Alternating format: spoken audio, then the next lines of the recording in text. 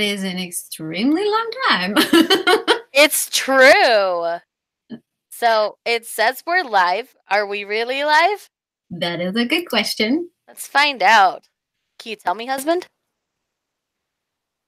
I'm seeing our faces. Woohoo! Means we did something right. Okay, let's Do all of the do all of the social sharing. sharing such as.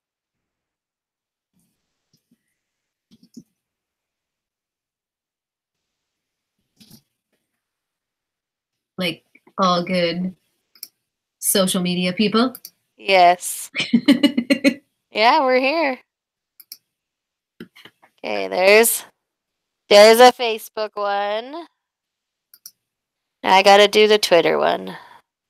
You are so good. I am horrible at Facebook.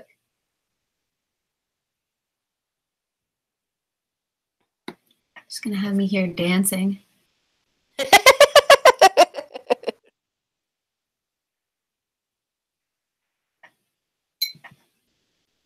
Are you our one viewer, my love? Ah, must be me then. If you're not anybody we've said, say hello in the chat, please. Welcome to the nonsense that is about to commence. Seriously, right? I have one dog on my lap, and the other dog is trying to see if he can manage to get on my lap at the same time. Oh, yay. Now, it's Albus and who? Gillyweed. Gillyweed. Why don't I ever remember Gillyweed? It's wearing a coat. It's a naked dog, honey. It's one of those furless dogs. April has very extreme allergies, but she's an animal lover, so that's how she handles things. Exactly. She's the one with the Sphinx cats I keep telling you about. Okay. Let's see. How do I see the chat from here? There we go. I got it. Hello. It's very delayed on my end, though. I don't see anybody yet. But yes, if you're here, say hello in the chat.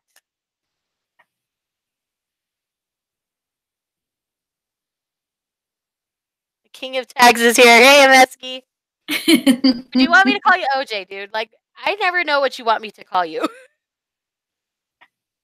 Oh, the fun of trying to figure out people's handles. Right? Hey, Cammy.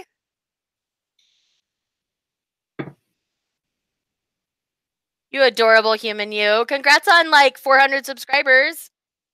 Ooh, it's 400, nice. right? Or is it 300? Did I get it wrong? Jay is good. Okay, I can handle Jay. That I can remember.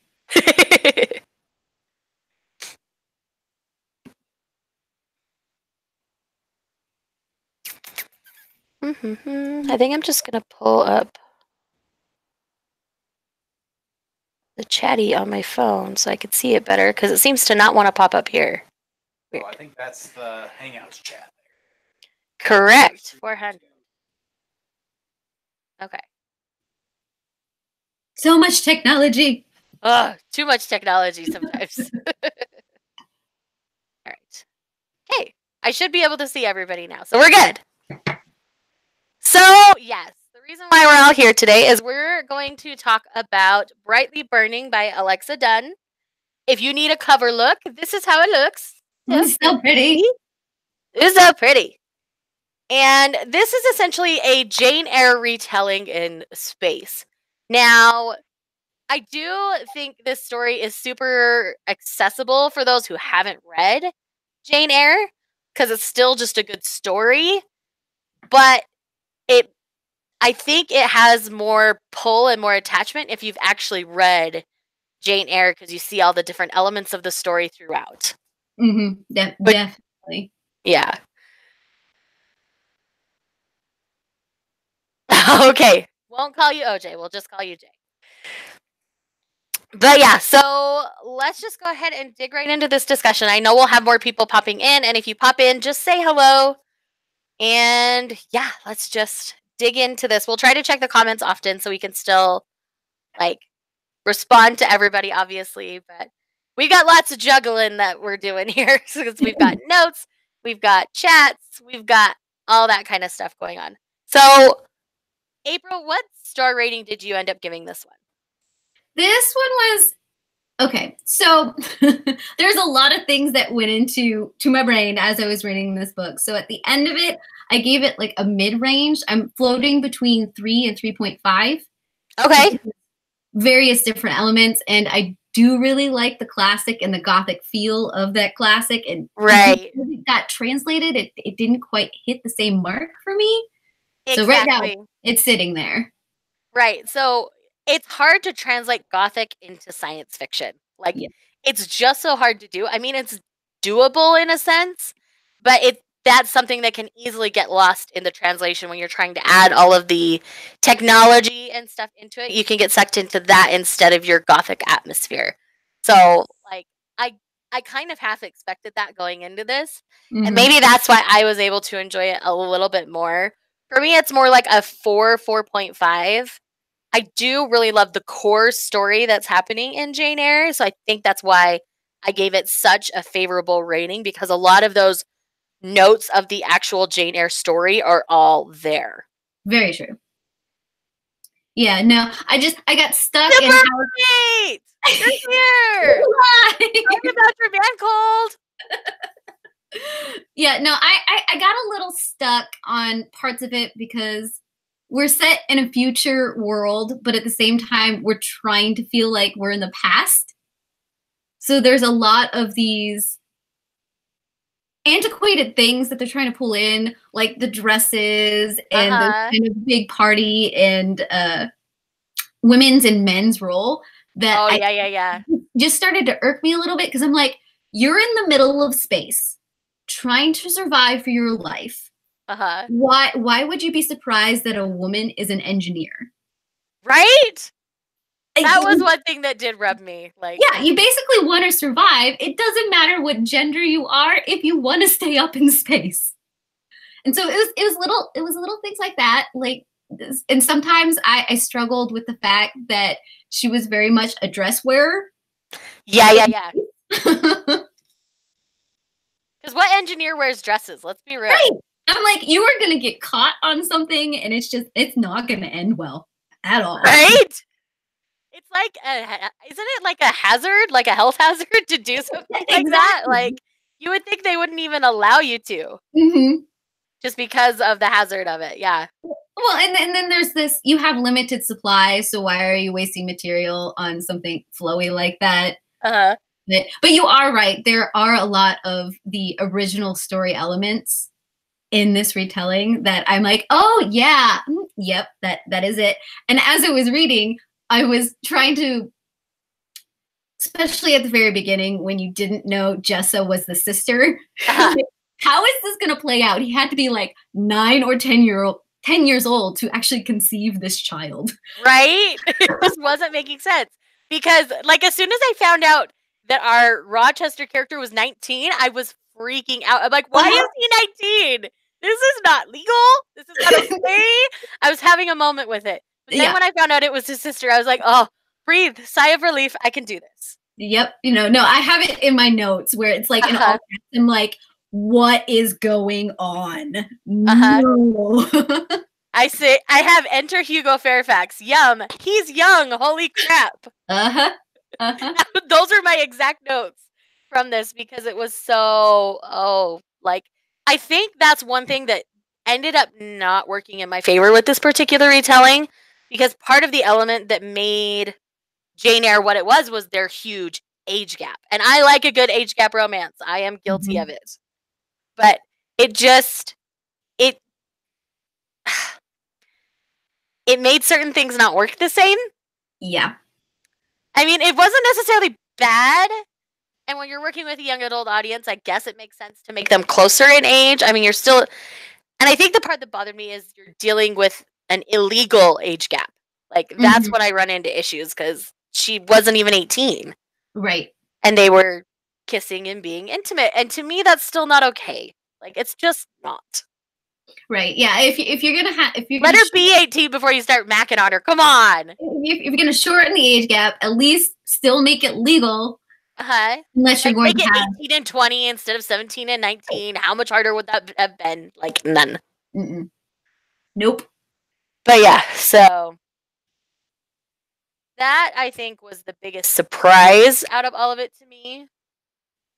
One thing that Alexa Dunn did right with this retelling was she made that mean girl family like so utterly mean and so hard to like even read about when she comes in and tries to take over already. Like it was so well done. Like the writing on that section of the book was so good. And it got to the point where it was so hard to read that I couldn't like I had to put it down in the middle because these characters were so unlikable that it was hard to read about them. But that's how you know the author did it right, because that's what you want them to be, because you don't want to like these people. Right. You become invested in it. So if you feel one way or the other about something, then obviously it's done right. It's when you hit that lukewarm spot that you know that. Yeah. So I agree that there was a point in that's where I really started picking up reading it, because before it was a little bit slow at the beginning. And then you're like, okay, you have to go through all the drudge of her, meeting everybody on the ship and getting into the routine and starting to meet Hugo and all of that. But then when you get into the crux of all of that and you brought everybody else back to that ship, you're like, okay, what is going to go wrong? I need to know right now what is going to go wrong. Yeah, exactly. By the way, if you're in the comments, let us know what your initial thoughts were on the book as we discuss. Because we really want to know. I want to know what y'all thought.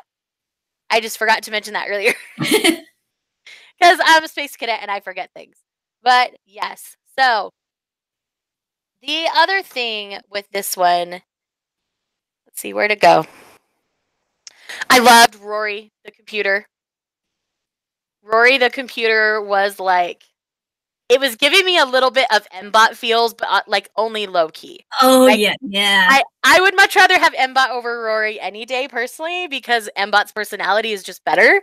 But I liked that element where it was an interactive computer system. That just made sense for this kind of a story. I think I have a thing for AI systems at this point. Given all the various AIs that I'm slowly, starting to fangirl about. Yeah. But Rory is definitely on the list. There was a note somewhere at some point in the story where I'm like, okay, is the author a Doctor Who fan? Right? Because it was something I think about. Hugo was talking to her about the fact that she actually got the name of Rory because obviously she doesn't like most people. And so I'm like, so Rory's starting to feel a little bit like the TARDIS. Not gonna lie, some of those elements. And I'm like, is it named Rory because she likes Rory? I don't know. It was one of those moments. Yeah. I'm starting to see some of the fandoms that there were very subtle fandom hints throughout the whole thing. Right. None of them were super blatant. I think there was a Harry Potter one that was pretty blatant. Yeah. But outside of that, they were all pretty low key. Which good job, author. And then there was the Wuthering Heights. That went down and crashed and burned, and that was a nice. Yeah, there were lots of classic literature named ships and stuff. That was well done. So I did enjoy those. Mm-hmm. I'm with you on that. Yeah. Let's see.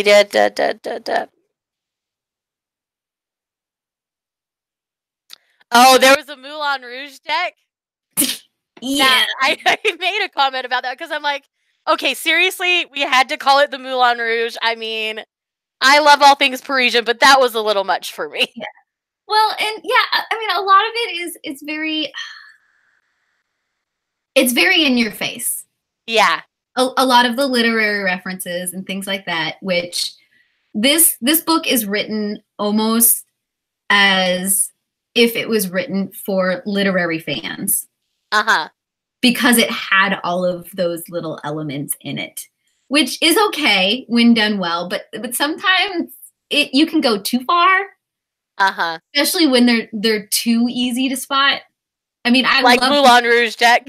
Yeah, I mean, I love this kind of thing to death, but sometimes it's nice to get a more in-depth story rather than some of these like simplifications of references. Right. I don't know. So I was back and forth. I mean, I really loved some of them. The other ones I felt were kind of too simple and too easy. There were definitely some conveniences in this story, and I think that's just a fault of young adult fiction. There ends up being a lot more convenience in the plots. You definitely find those where that's not the case, but I think more often than not, there ends up being that convenience factor, and it does simplify your story enough where if you're reading adult fantasy or even Brandon Sanderson, no matter what genre you're in, you're not going to get those simplifications because that's just not how he writes. Right. Well, and is this her first novel? I think so. I think this was her debut. Okay. And I think that might be some of it because she's just starting to find her voice and starting to figure out how she wants to do things. Because there was a lot of times when I was thinking when they were passing back and forth messages that a lot of those messages felt very juvenile in a way. And I know these are characters, but at the same time, they're living in a very rough world. And so some of the things that they like start to go in depth about and start to talk about, I'm like, this doesn't really move the plot along. Why are we talking about this? Yeah. yeah. Necessary. Where when you're dealing with something in a more adult genre, a lot of times you don't end up with that. Like every piece you're given is absolutely necessary. Mm-hmm. Especially in something like a Sanderson. I bring up Sanderson a lot because you and I are both huge Sanderson lovers and Sanderson fans. I mean, even his most recent young adult, Skyward, there is not a piece of information he gives you that is not relevant to the plot or relevant to how you understand the character. Like, there's just not. And that's an almost 600-page book. Right. Like, it's doable. Like, you can leave only things that are important to your plot in the story and still have it be lovely and beautiful and tell you everything it needs to tell. But sometimes, again, I think it's part of that YA genre. Like, they want to be able to relate. And so you end up falling and having that victim of simplification and just references to things that are popular culture at the time. I mean, some of these references 10 years from now, people aren't going to understand nearly as well as we do. Right. Yeah, and that was another thing I noted. Because let's be honest, when I'm reading sci-fi or anything like that, I tend to overanalyze it just because I'm like, if they're so far in the future, how come all of their movie and book references are now? Yeah. How come there's like nothing in that 200-year gap? Assuming that now is the time when the Ice Age hit. I mean, there might even be some gap in there beforehand. Mm-hmm. But nothing advanced at that point. Right? They did make reference to one author, but that was literally it out of the 20 or so other ones that they kept on pulling up. Mm-hmm. Yeah, I totally understand that. And I totally and wholeheartedly agree. Yeah, Cammy agrees with you. I'm like, if you're gonna build a future world, build a future world. Exactly. It's funny because when you think about things like Star Trek, they kind of fall victim to the same thing where they reference the old stuff, like even classics for us. Mm-hmm. But the one thing that Star Trek does better is they do reference those more modern, made up almost kind of things in the story. So like you can kind of get that feel where they'll reference the old, but they're also referencing their own stuff. Mm-hmm. So yeah, it's good. It's a fun time. Let's see. So when did you find out it was the mom? Was it in the reveal or did you find it out sooner? Oh no, as soon as we found out that Jessa was the sister, I'm like, the only legit way that we can have the woman in the attic is the mom. It has to be the That's mom. the second I figured it out too. It's like, otherwise, this is just. Otherwise, this plot doesn't work. Yeah. Well, the only other way is if he'd like had been forced to get married sooner and she went super crazy super quick. But obviously, the history didn't allow that. Right. Exactly. So. And I think it might have also been done so that we actually liked Hugo a little bit more. And see, I didn't ever truly find Hugo unlikable. Oh, well, I had moments, especially in his drinking, that I'm like, this is excessive and he needs to go to AA. Seriously, though, like, when it comes to somebody that young drinking, you're always going to run into issues. Like, they're always going to kind of be a little punk. Like, I just fully expected that when I found out he had drinking issues. No. But I think compared to the original, because it is his wife in the attic and not mom, that's always a tick for a lot of people not to like the classic. Right. Because it goes in that like really dark direction. So I can understand why it got switched in this YA version, because if you had, let's say, an ex-girlfriend or an ex-wife up in the attic, and ex-fiance, whatever, yeah, it's just gonna be like, why are we rooting for this character? Yeah, I totally agree with that. And one thing that they did with Hugo's character is they flipped him back and forth enough that you could see his good, but you could also see like the fights and the struggles that he's had, but it wasn't overdone, which made him more likable all around. Because if they'd spent too much time with him like dark and broody and mad all the time, then obviously it wouldn't have worked. Right. No, then yeah, the connection wouldn't have been there, and you'd be wondering, why are we rooting for these two people to be together? Right. Because there was one thing that I really wish that had played up more, and that is the intellectual conversations. Yes, please. Where was that? Yeah. Add like 50 more pages of content and give me like their intellectual conversations and how they actually got to know each other instead of skimming it over. Right. Because that was the one thing I felt was lacking in the relationship development. Stop licking yourself. You're fine. You're fine. Is the fact that you didn't quite get you got the feel of them coming together in the study and reading these books, but actually having those conversations, the intellectual conversations that really brought them together in the first place in the original. Right. Yes, please. Give me more of that. Yeah, because you get, I like that Hugo can be playful sometimes, but sometimes he was a little bit too over playful. Yeah. When they were first getting to know each other, that you didn't get to feel that bond being generated. Right. And I think at one point I remember writing something down kind of similar to this. Let's see. Their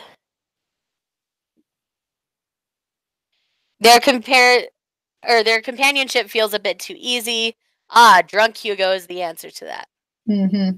Because there was, like, their initial getting to know each other was so skimmed over and so simplified that I'm like, this is working too easy. And then, he starts to, get super flirty when he drinks and stuff. And obviously that throws some problems into the mix, and that made it level out a little.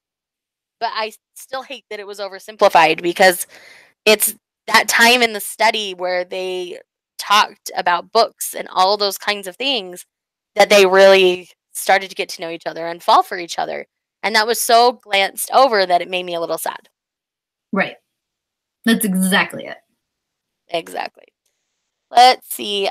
So the element where, like, they came down to the planet, like, I don't know if I loved how that went down.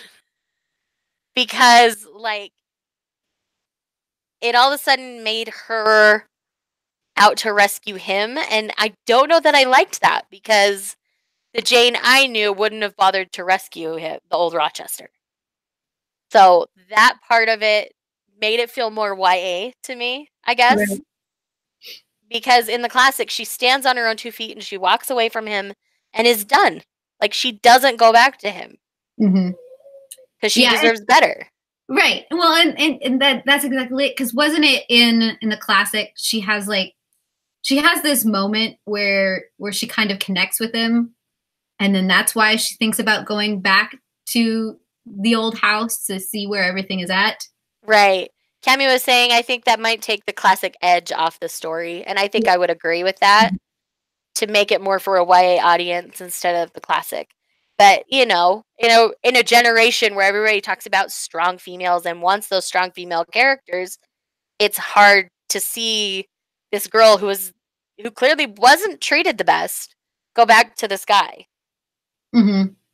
Yeah, no, and it's one of those, I think, one of those issues that is starting to develop with the strong female trope. Yeah. Is you have this woman who's completely breaking out of the mold and, saving the man instead of the other way around. And so that's what everyone's idealizing in literature right now.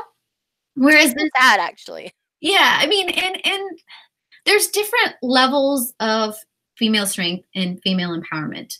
Agreed. And sometimes all that means is standing up for yourself, no matter what that means, and not necessarily being the hero of the story. Amen. Can I just say amen? Like, if you want to talk about strong female characters in a book, hello, Warbreaker. Mm-hmm. Both those girls stand up for themselves. They know what they want. They go for what they want. You see one hit rock bottom in the process of going for what she wants. I mean, like, you see these women who have this immense strength and a drive to do what they know is part of them. And it's just this amazing journey to watch them go on. I do wish more young adult fiction would take a stance like that rather than having these, assassin females rescuing the men or whatever. Like, right. Yeah. There's so many ways to be strong. Mm-hmm.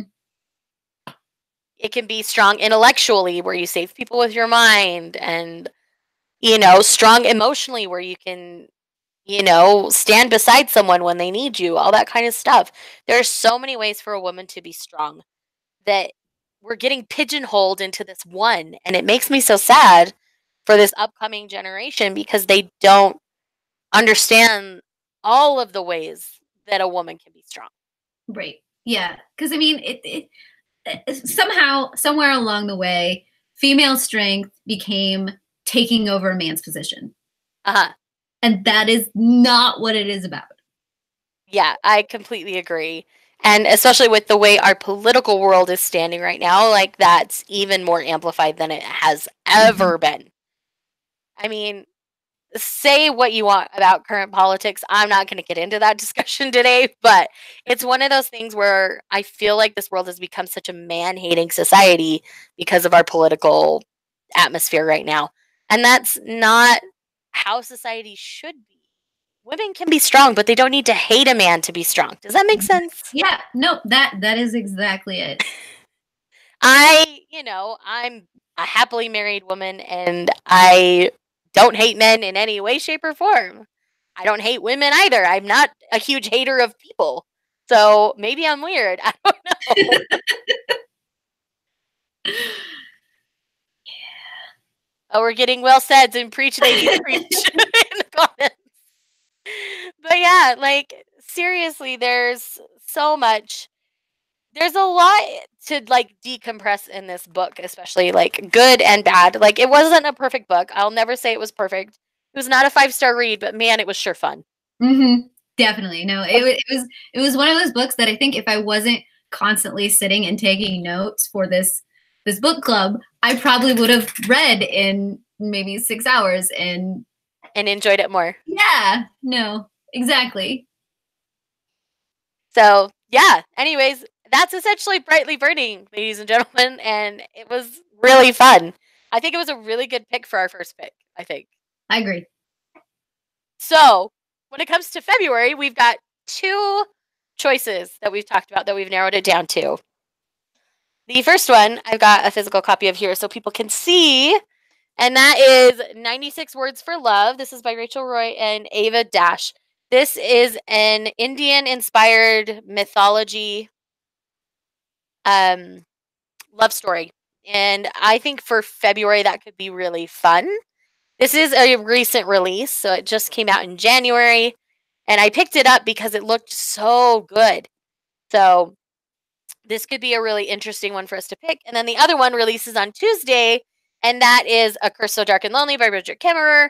This is the new up-and-coming big Beauty and the Beast retelling that everyone's been talking about for like a year now. Yep. And that is the other one that we've been considering. So of the two, April, do you have one that you're favoring? Personally, I think 96 is kind of where I'm leaning right now, just because I think it would fit well into February and it might not get wrapped up into all the hype of the release of A Curse. Yeah. I think I would have to agree with that. Sorry, say that last part again. Well, and I'm also open to both because I love Beauty and the Beast. So yeah, I mean, how many Beauty and the Beast retellings have you and I read together? Let's be real. I mean, we'll read A Curse So Dark and Lonely for this book club sometime this year. We both know it because we both want to read it. But I do think that 96 Words for Love would be a really fun one because it's not one a lot of people would pick up on their own, I think. Right. But I really think it's going to be really good. And it's a different kind of mythology, a different kind of retelling that hasn't really been done in our culture at this point. I third that motion to carry. Okay, done. It sounds like our February pick is going to be 96 Words for Love. Oh, Cammy, I adore you. You're a beautiful human. I love you. So, anyways, yeah, I think that's pretty much it. Unless you've got more to say, April. No, I think so most of what I wanted next month we will be hosting on April's channel. We decided to host on mine first. So next time it'll be over on April's channel. So if you're not subscribed to April, go subscribe to April because she's amazing. How are you not subscribed to her already? She's also a color tuber for those of you who don't know, because I know some of you aren't really like subscribed to both of us. So I guess we probably should have done introductions in the beginning, but maybe we're learning. We're gonna get this figured out. Exactly. So yes, April over at April Sarah. She's amazing. I absolutely adore her as a human.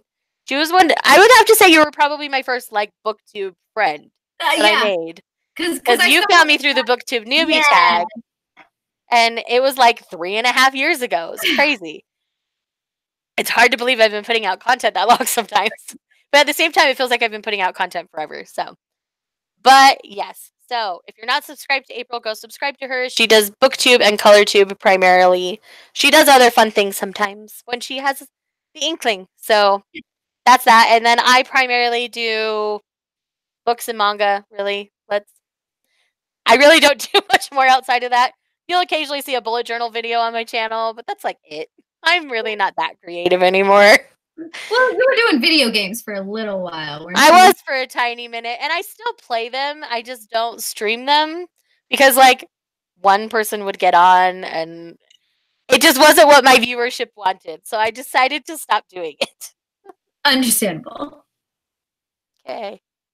So our next live show is what, the 24th of February? Yes, the last Sunday of February. So I believe that's the 24th. And then it's always going to be this same time because that seems to work really well for both of us. Mm-hmm. I will be doing a live stream earlier that day because I will be doing Sunday sit downs with Steve over at the Lawn Gnome. So I will get the double whammy on people's channels that day. But it's going to be fun. So the one with Steve, we're going to be spilling all the BookTube tea. Oh, the controversy is what we're calling it at this point. So I think it's going to be a really fun thing. I'm going into it blind. I'm not getting the questions from him before. So you're going to get like full unfiltered Shay over there too. So yep. Yeah, it's going to be an adventure. I love it. Might be a good adventure, might be a bad adventure. We'll see. But yeah, so I'm really excited that our choice is going to be 96 Words for Love. I think it's going to be a fun adventure. So yeah, thank you guys for stopping by this live show discussion. Cammy said yes, it is the 24th because I just pulled up our calendars. So yes. Anyways, we will see you guys then. stop by, talk to us in the chats, in our comments in any of our videos, and we will chat with you guys soon. Bye! Bye!